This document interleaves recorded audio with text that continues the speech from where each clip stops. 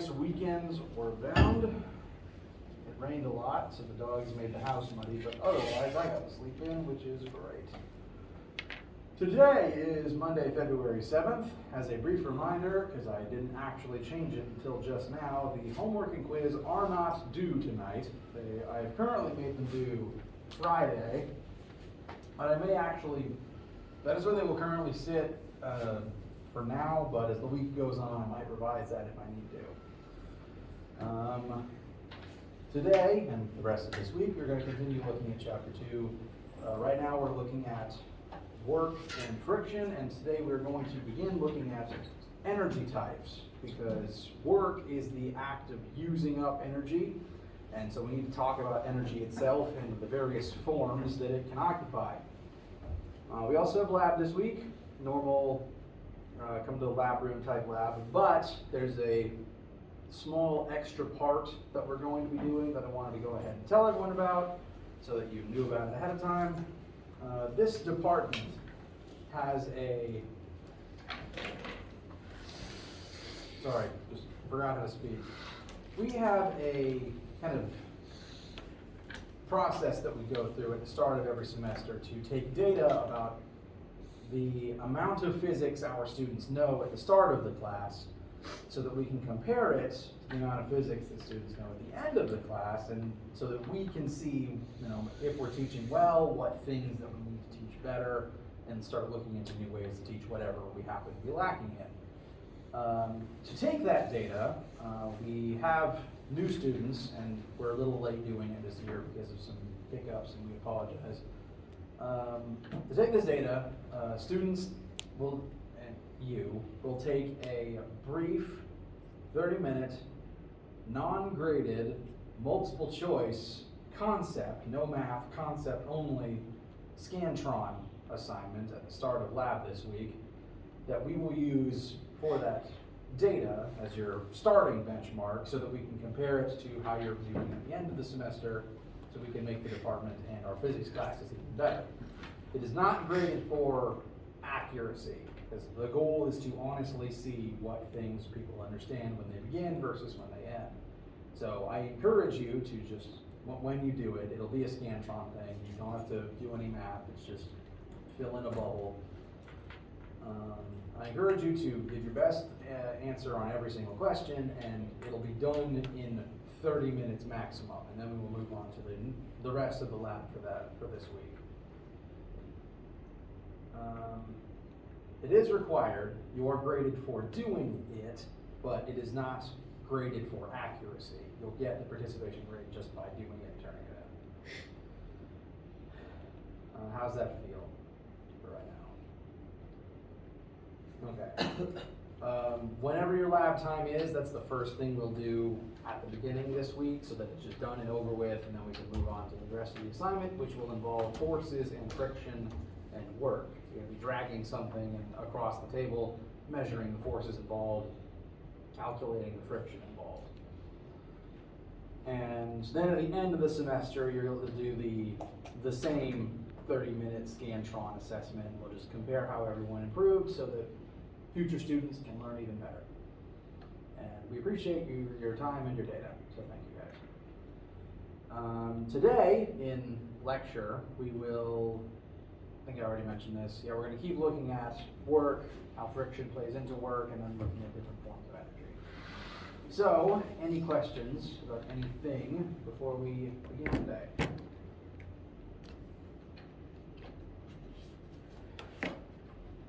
All right. Do chime in with any inquiries you have at any time. Last time, we left off here. As a brief reminder, we've been talking about the physics concept of work. Whenever you use force to move an object some distance, you are using up energy, you are performing work. Work is a measurement of the energy you used up. So joules represents the metric unit of energy.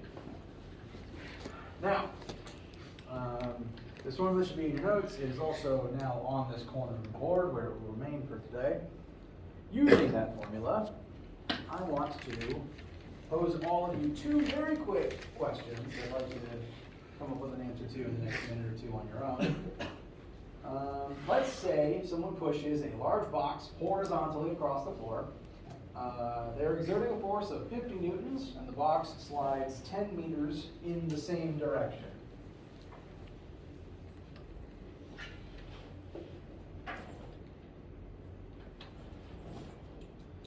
So, first question is, how much work does the box pusher do in this task? And second question, how much work does gravity do in this task? Give everyone a minute just to see what numbers you come up with, and then we'll compare.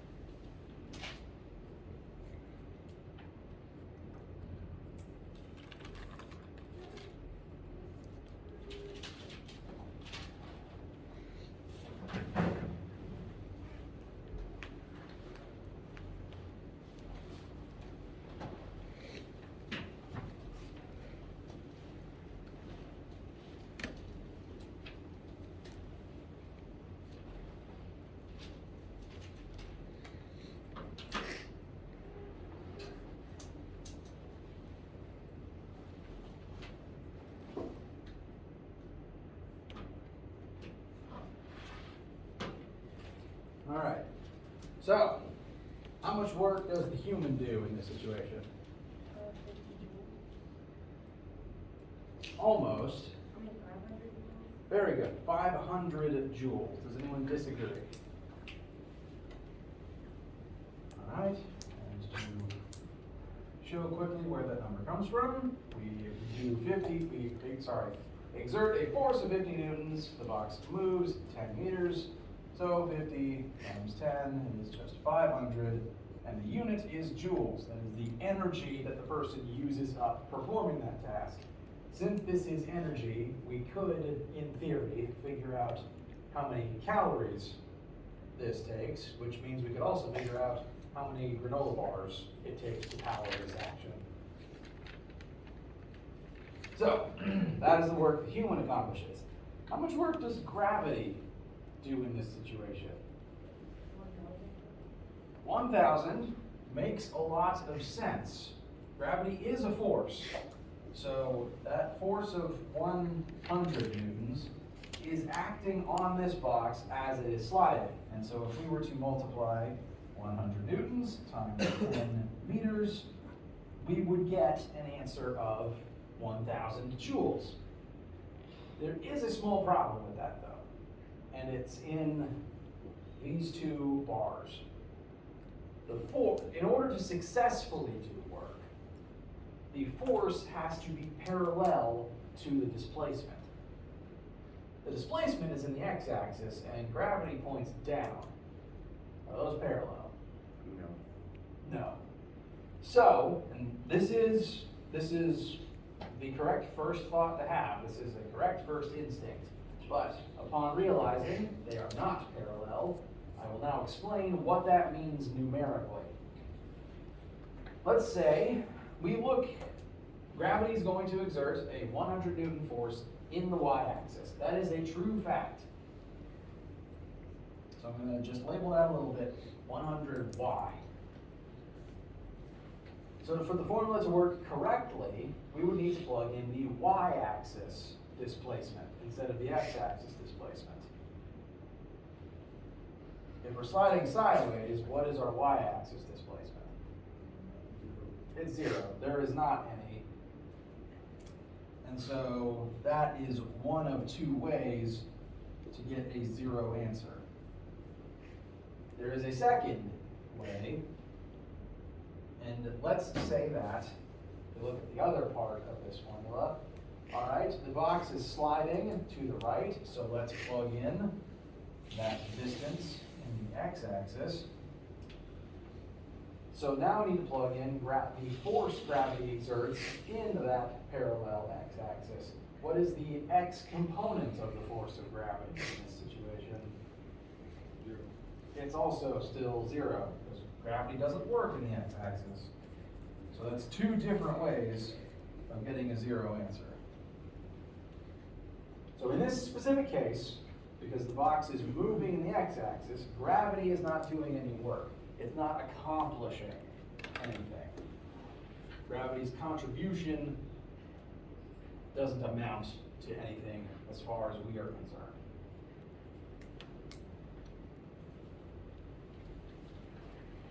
How does this feel so far? Okay. I've got a few more quick rapid fire questions. The next one, let's do, instead of pushing something across the floor, let's lift something upwards. That's another task that takes work and that definitely requires energy. So let's examine a situation where someone is lifting a 2 kilogram mass upwards. So box, 2 kilograms, and it is going to be lifted 3 meters into the air. How would we go about finding the work that this feat requires?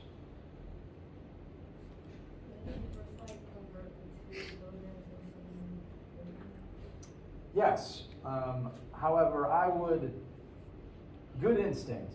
The way that I would describe that is we need to figure out how much the box weighs.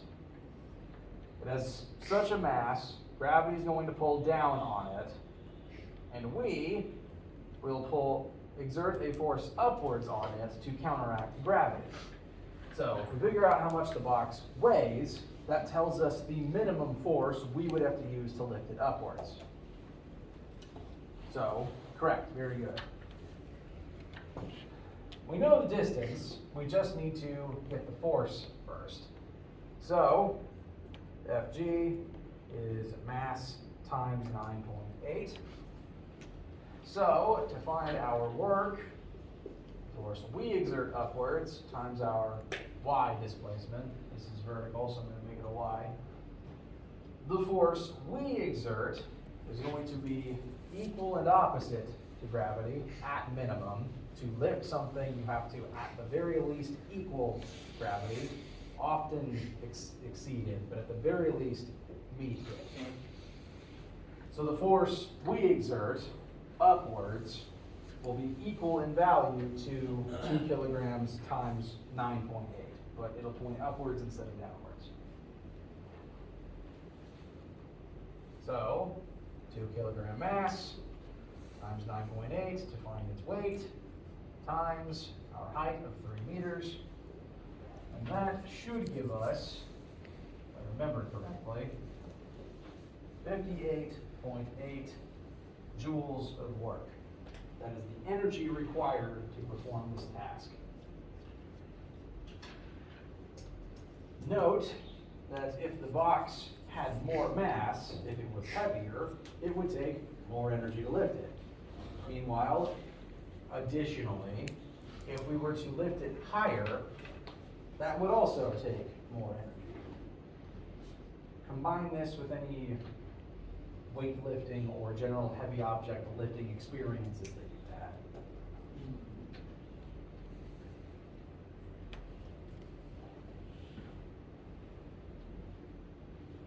How's that one feel?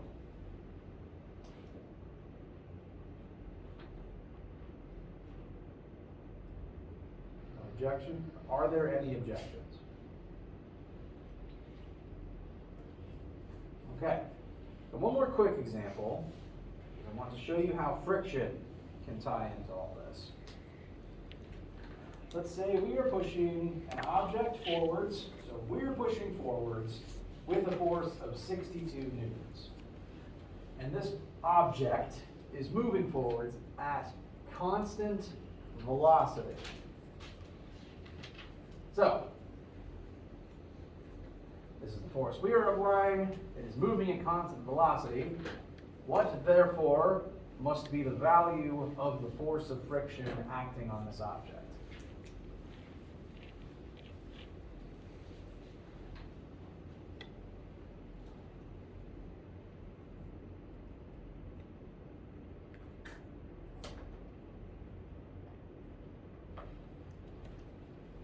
-62.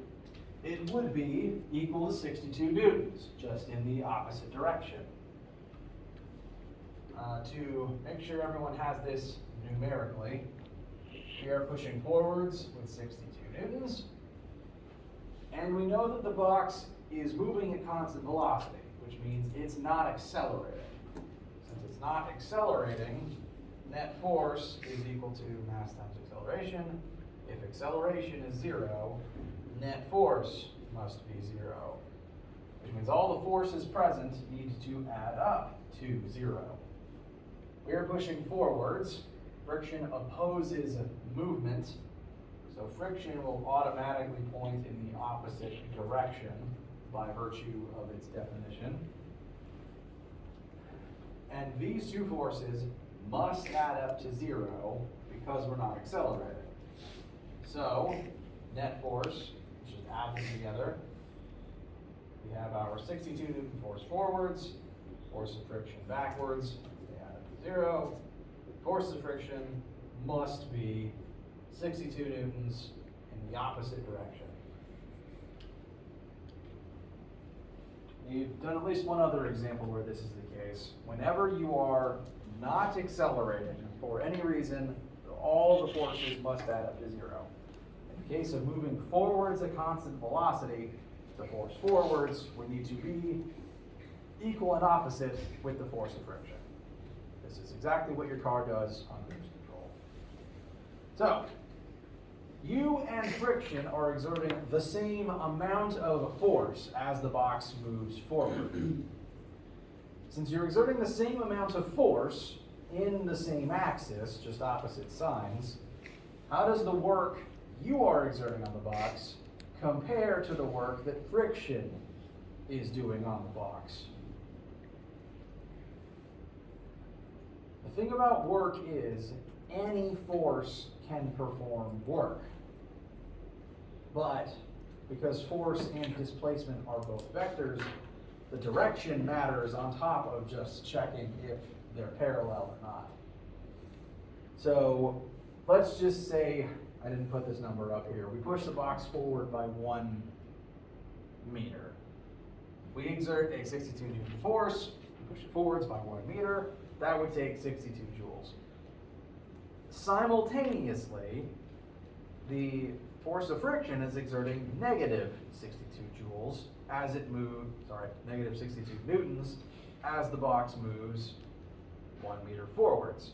So you plug in the same numbers, it still exerts a force of 62, it's still moving a distance of 1, but the force would be negative this time because it points in the opposite direction. So you'd get a negative amount of work. The work we do, pushing forwards, is positive work because we are putting energy into the box we are trying to accomplish something.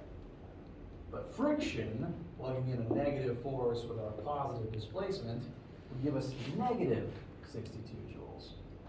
Because friction exists to slow things down and take energy away from them.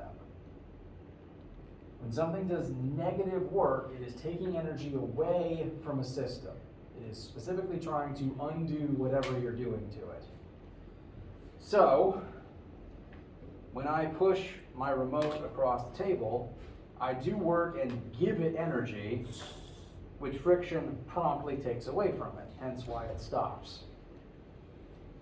So, friction and negative work in general take energy away from things and slow them down. And because friction is everywhere, and we can't really escape it, energy is constantly being drained from things. This is one reason why your muscles get tired. There is friction within your muscle fibers, and that's one reason why they run out of energy eventually.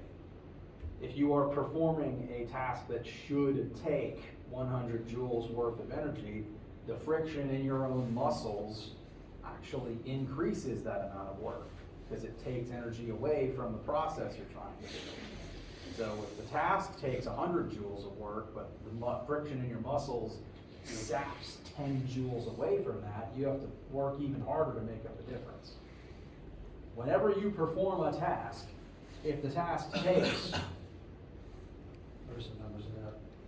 Let's look back at this box because I have the numbers on the board. You accomplished 500 joules worth of work, but because of friction, it probably took you more energy from your own body than this to actually pull that off. Every time friction exists, it increases energy cost. This is why your car engine will eventually overheat, because friction takes energy away from all of the moving parts, turns it into heat, and you just lose power. I started rambling there because friction's a big pain. I apologize. Whenever friction exists, it's doing negative work and taking energy away from something. How's that sound? All right. I've been mentioning the word energy a lot in that last paragraph, so let's talk a bit about what energy is, because we're going to focus on it for a little while. Energy is very weird in terms of physics, because we, technically speaking, still don't really know what it is or how it works. I want you to just think, looking back over your own personal history, has there ever been a time in your life where you have seen energy itself? Electricity.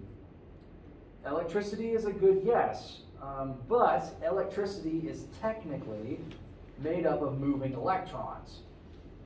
Electrons are made of matter, and they're just moving around. So that's not energy, that's just matter moving. Same as my hand moving back and forth. Now it does give off light, but that light is caused by the air the electricity passes through gaining energy and giving off light as a byproduct. So you're not actually seeing energy in the electricity, you are seeing light given off by air. You are not seeing the energy itself, you are given light, you are seeing light given off by an object. What about water? What do you call it? A trench or what do you want to call it? The water system like flows. Like waves? Yeah. So yeah. Look, observing the motion of something, for example. Well, it's like converts energy by like the water flowing through. A dam? Is that what it's called? A dam? Oh, like a hydropower plant? Yeah. Okay. Well, water moving, that's still an object in motion. Whether it's water, whether it's wind, whether it's steam, there's still an object moving there. So if you see something moving, that's still the object itself. You don't see the energy, you just see the object that has the energy. There is even fire, frankly, still isn't energy for the same reason electricity isn't. When you see fire, you're just seeing light given off by hot gas, not the energy itself. We have, to my knowledge, because there's no way to do it as far as I understand the physics, you have never witnessed energy directly. You have only witnessed what things do when they have energy. So the primary properties of energy that we discuss and use in physics is the fact that various different objects can possess energy and do different things with it. You have energy and you use it to do stuff. And that energy can take a lot of different forms as it's transferring between different objects. So the main properties of energy, it can be possessed by objects, it can transfer between different objects, like hitting a baseball with a bat, for example. Actually, really just throwing something is a good example. Right now, this is not moving. It has no energy. I gave it energy. The energy transferred from my hand into the marker, and then it used it to fly away. So, objects can possess energy, it can transfer between objects, and it can also transfer between different states of energy. Kind of like different states of matter. Water can be solid, liquid, or gas. Energy can occupy different states and types as well. And we're going to start talking about a few of those different types because energy, kind of like force, is going to be very important for the entire duration of this physics class. Whoops. I might keep that part. So, energy can occupy lots of different forms. I want you guys to tell me some forms of energy that you know of or have observed in your life.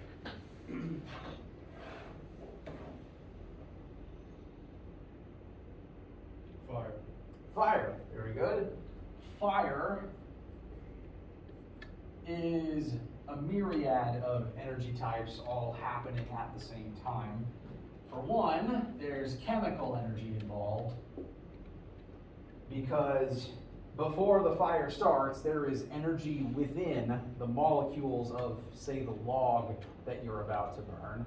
Once you ignite it, that starts a chemical reaction where the wood of the log starts reacting with the existing energy and with the oxygen in the air to create fire and heat as a byproduct. So it also creates thermal energy. Thermal energy is the energy of heat. If you are hot, you possess thermal energy. If you are warm, you have energy in the thermal form in your body. And since humans are mammals and therefore warm-blooded organisms, we are constantly creating our own thermal energy, whereas reptiles and fish don't, to my knowledge. At the very least, reptiles don't. That's why they're constantly sunning themselves to stay warm. They don't make thermal energy in their own bodies. But what we do is we eat food which has chemical energy stored inside of it. Your stomach acid breaks down that food, turns it into lots of different types of energy for your body to use, but some of it always becomes thermal to keep you warm. And this is why you will always be warmer than reptiles in a cold room. Anyway, chemical, thermal. This probably isn't an official type, but fire does give off light, and light might consider to be a form of energy. At the very least, it does let energy travel from point A to point B. We get radiant energy from the sun via sunlight. So we get energy via radiation. Whether or not the radiation is a form of energy is still something physicists are debating to this day. But at the very least, fire can give off energy in all of these different forms. Or it starts in this form, it'll become these two by the end. So, very good example. Radiant is what you see, thermal is what you feel, chemical is what it was before it was on fire. What's another type? Would a battery be one? Sorry? Battery? An electrical battery? Yeah. Very good. So, the energy stored inside of a battery, be it your phone or your laptop or what have you, is actually probably stored, well, I would call that, to begin with, electrical potential energy. We describe, if I use the word potential to describe a form of energy, that means it's sealed. It's basically in a can, ready to be used later. So a battery is honestly a perfect example. There's energy in it that will be utilized by some device at a later date. So you could describe the energy in a battery as electrical potential. It's electrical energy that's stored to be used later. I will also add chemical potential to that list because most batteries store things within a chemical reaction. Like if you buy AA's at the store, there's acid and lead in there that react to give off electrons and electricity as a byproduct. So batteries, could be electrical potential, could be chemical potential, kind of the same way food is. Is that another question? It's kind of off topic. So you said potential like stores energy, right? Correct. Then what do gravitational stores like how would it? Great question. So that's a good segue. This is one of the two types of energy we're going to focus on first. Gravitational potential energy is not something that non-physicists think or talk about on a regular basis, but eventually you'll realize it's one of those things you've had an underlying conceptual knowledge of and have never described. So when you lift something, you're doing work to lift it. You are exerting a force and making it move a distance upwards. So you used up energy doing that lifting. That energy you used up is now sealed as gravitational potential inside of the object you lifted. And that energy is released when it falls. Gravitational potential energy is energy stored in an object's ability to fall. The higher you lift something, the higher it can fall from, the more energy will be released when it falls. It can be a weird thing to think about, but humans have been applying this for a long time. In the case of, let's say we have a waterfall pouring water over a water wheel.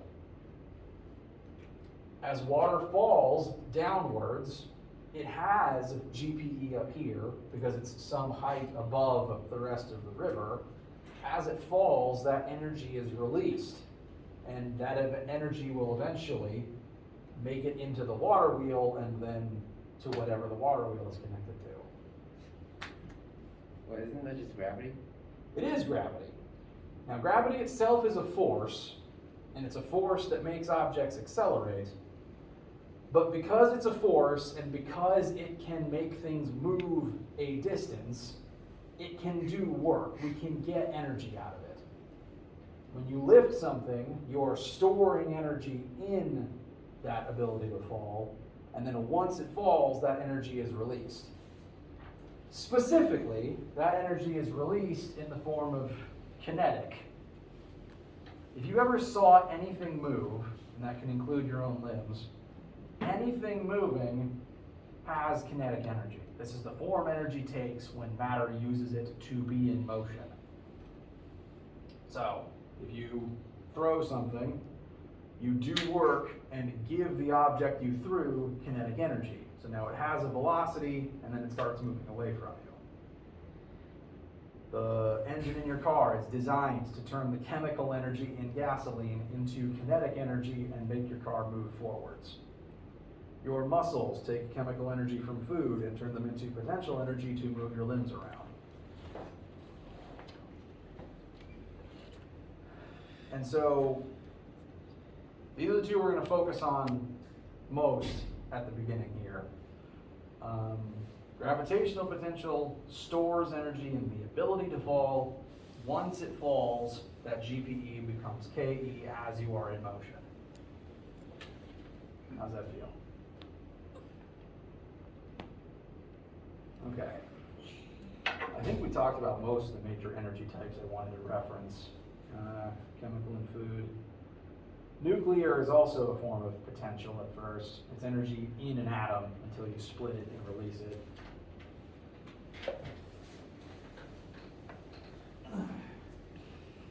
Mentioned thermal. All right. Yeah, I think that's most of the types.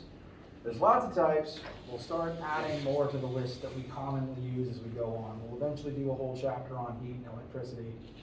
Chapters, plural. For right now, we'll focus on these two. And as we're focusing, we'll need some formulas.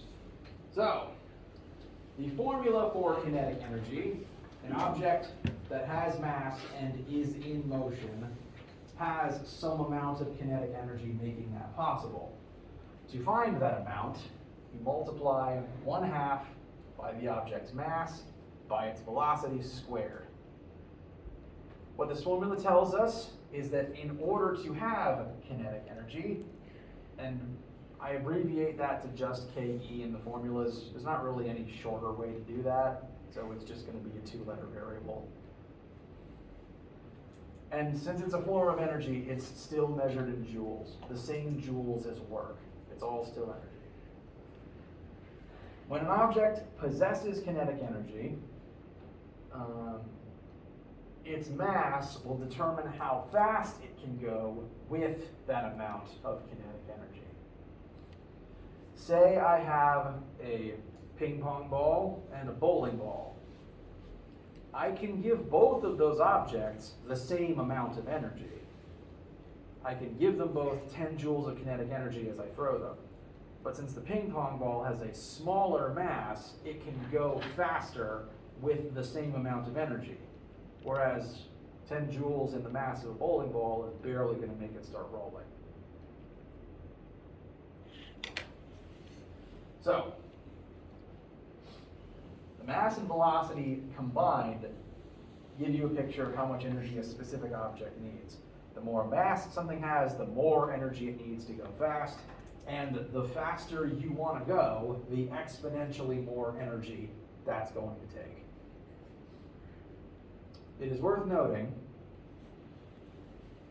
because the velocity term is squared, one, like I just said, the faster you go, that takes exponentially more kinetic energy. This is one reason why we don't have light speed travel yet. The faster you go, the more energy that takes. And if you want to go that fast, it will take more energy than exists on the planet. But at the same time, because the velocity term is squared, it doesn't matter if you plug in a positive or a negative velocity. You will still get a positive answer for kinetic energy. That is because energy is not a vector. It doesn't care what direction you're moving in. It just cares that you're moving. No form of energy is a vector. If you get a negative answer for energy, that doesn't mean it points in the negative direction. That just means you lost and have less energy. Energy is not a vector. It doesn't care about the direction. And that's why the V term is squared. So, I'll write that formula down in a second. Let's use it very briefly to compare two objects. We have a bowling ball with a mass of 5,000 grams rolling forwards at 3 meters per second. We also have a human person walking forwards at 1 meter per second, and the mass of that human person is 100 kilograms.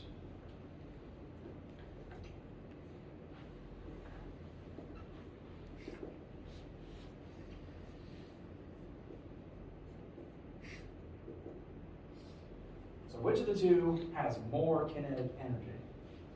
For a frame of reference, 1 meter per second is typical human walking speed. Depends on the length of your legs, but that tends to be an average for adults.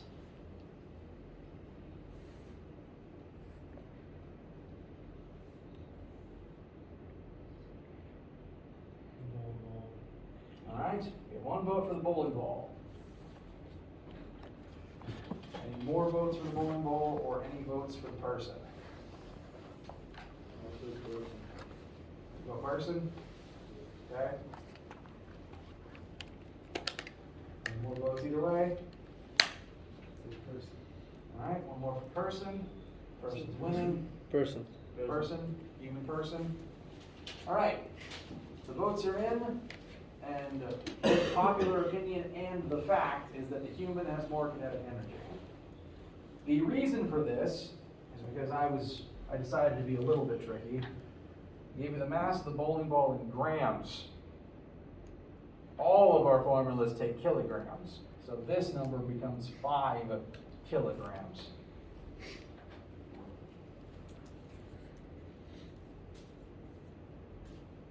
So 1/2 times 5 times 9 comes out to be 22.5 joules.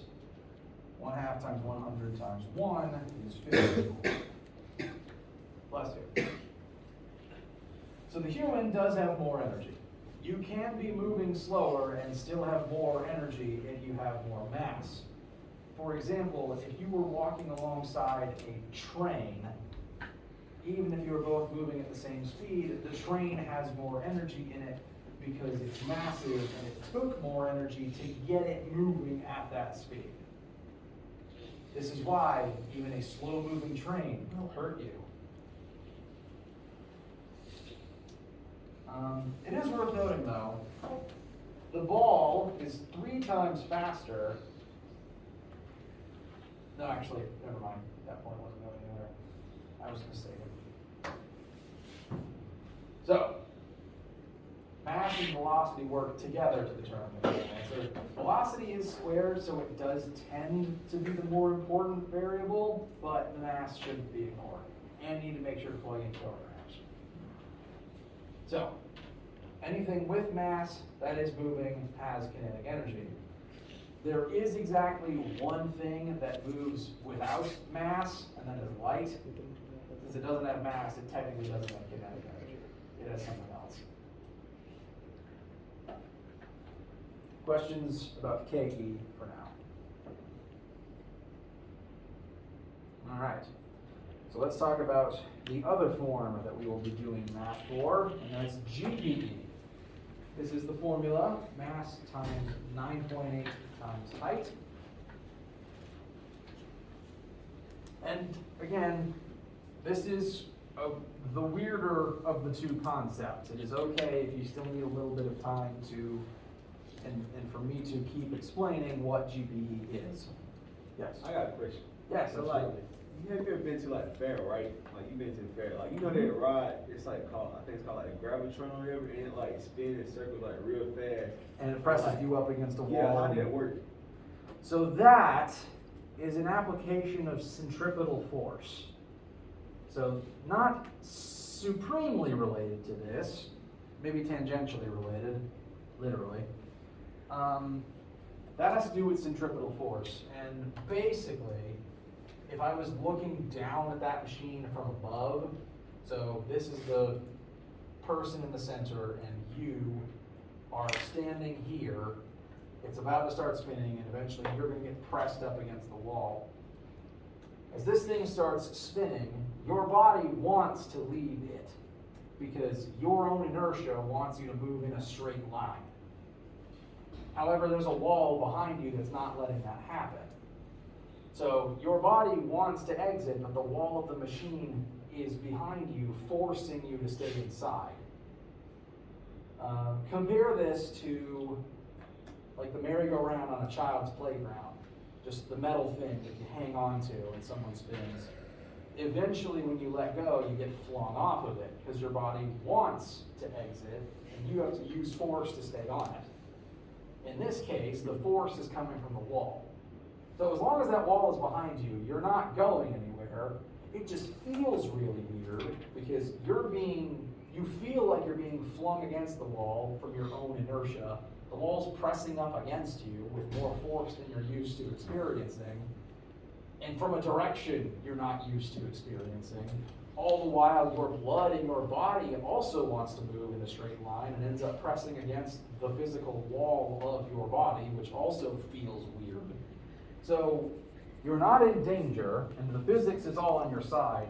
It just feels wrong because none of the forces are pointing in the right direction anymore. The wall is pushing you against your back towards the center of the machine, and your blood is pressing against your skin. It's a very weird experience.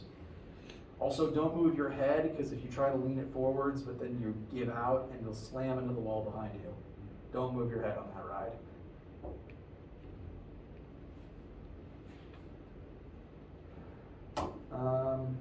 So not directly tied to what we've been talking about, but we will spend a unit on that topic. So, GPE. When you lift something, you do work to do so. That means you use up energy in that task. The object you lifted now has that energy. It's not using it, It's just sitting there. If you put something up on a shelf, it could fall. It has energy because it could fall, but until it falls, that energy's not doing anything, and that's why it's potential energy. It's basically a battery, just a really weird one that you don't want to be standing under. And technically, we've actually used this formula earlier today. It's this, mass times 9.8 times height, is exactly what we did in the lifting the box question. Mass times 9.8 times height. Like I said, when you lift something, you are doing work, and the energy you use now becomes stored in the object you were lifting. So it's actually the same formula. So work and GP should be the same. They basically, the work you do lifting something gives that object GPE. So yes, basically, same formula. Because mg is weight, and we multiplied weight times the height we lifted.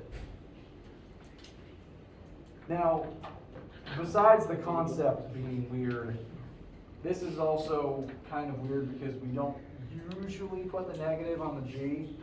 Because again, energy is not a vector. It doesn't care about the direction. It just cares whether you're gaining it or losing it.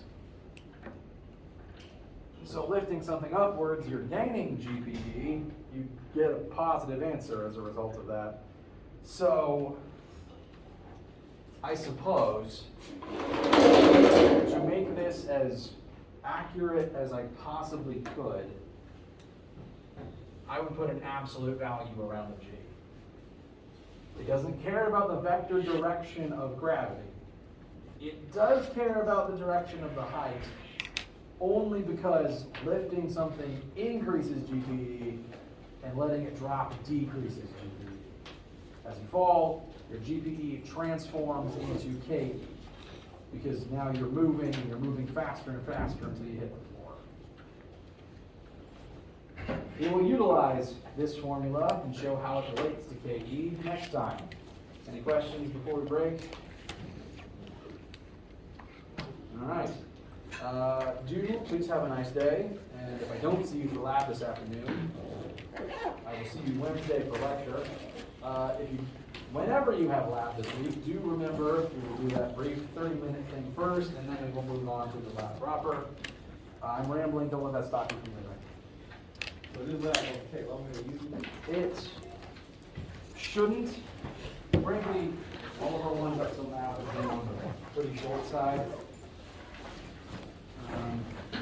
The activity itself won't take long.